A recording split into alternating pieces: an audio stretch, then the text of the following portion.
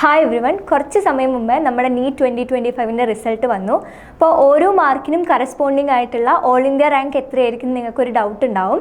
ആ ഒരു റാങ്ക് അറിഞ്ഞാൽ നമ്മുടെ കട്ട് ഓഫ് റേഞ്ച് എത്രയാണെന്ന് മനസ്സിലാവില്ല. അപ്പോൾ ഞാൻ ഓരോ മാർക്കിനും കറസ്പോണ്ടിങ് ആയിട്ടുള്ള ഓൾ ഇന്ത്യ റാങ്കും എക്സ്പെക്റ്റഡ് കട്ട് ഓഫും പറഞ്ഞുതരാം.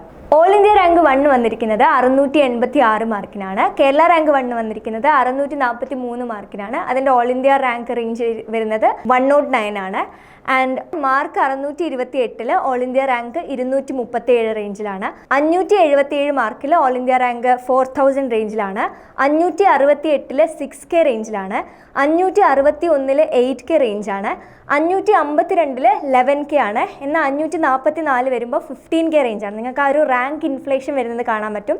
ഒരു 550 ശേഷം ആണ് കൂടുതൽ കുട്ടികൾക്ക് മാർക്ക് കിട്ടിയിട്ടുള്ളത്. അതുകൊണ്ട് താഴേക്ക് വരുന്നതിനനുസരിച്ച് റാങ്ക് നന്നായിട്ട് ഇൻഫ്ലേറ്റഡ് ആവുന്നുണ്ട്. 535 മാർക്കുള്ളവർക്ക് 21,000 ആണ് ഓൾ ഇന്ത്യ റാങ്ക് റേഞ്ച് വരുന്നത്.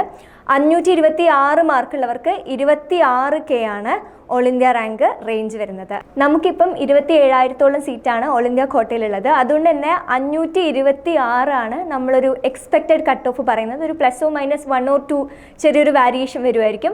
26,000 ആണ് അതിൻ്റെ ഓൾ ഇന്ത്യ റാങ്ക് റേഞ്ച് വരുന്നത്. 526 മാർക്ക്, അതാണ് നമ്മൾ എക്സ്പെക്റ്റഡ് കട്ട് ഓഫ് ആയിട്ട് വിചാരിക്കുന്നത്. ദെൻ 520-ൽ 32,000 ആണ് റാങ്ക് വരുന്നത്. നിങ്ങളൊരു റാങ്ക് ഇൻഫ്ലേഷൻ ശ്രദ്ധിച്ചാൽ മനസ്സിലാവും. താഴോട്ട് കൂടുന്നവരും റാങ്ക് ഭയങ്കരമായിട്ട് കൂടി വരികയാണ്. 510-ൽ 40K ആണ് ഓൾ ഇന്ത്യ റാങ്ക്. 500-ൽ 50K ആണ് ഓൾ ഇന്ത്യ റാങ്ക്. 476-ൽ 83K ആണ്, അതായത് 83K ആണ് ഓൾ ഇന്ത്യ റാങ്ക്. ആൻഡ് 467-ൽ 98K ആണ്. 444-ൽ 1,30,000 ആണ് ഓൾ ഇന്ത്യ റാങ്ക് വരുന്നത്.